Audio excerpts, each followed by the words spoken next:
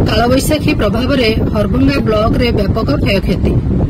हठात कालबैशाखी प्रभाव में प्रबल बेगर पवन बहिबा सहित बिजुली घड़घड़ी सह वर्षा होइथिला।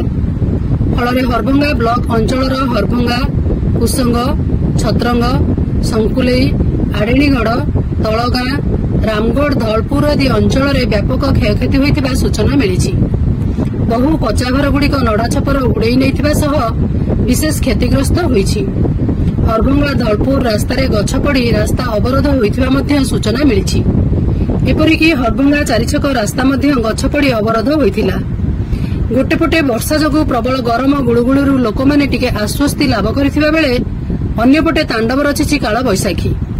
प्राय अधिकांश अंचल में गछ भांगिबा, घर भांगिबा, विद्युत तार छिंडिबा, टीण छपर उड़ाई नेबा भली चित्र देखिबाकू मिलिछि।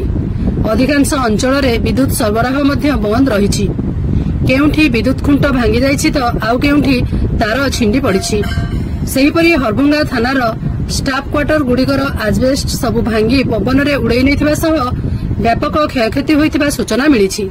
सरकारी साहाय्य अपेक्षा क्षतिग्रस्त। बौद्धरू बैद्यनाथ सामलଙ୍କ सहित चित्तरंजन सिंह रिपोर्ट, मो जिला खबर।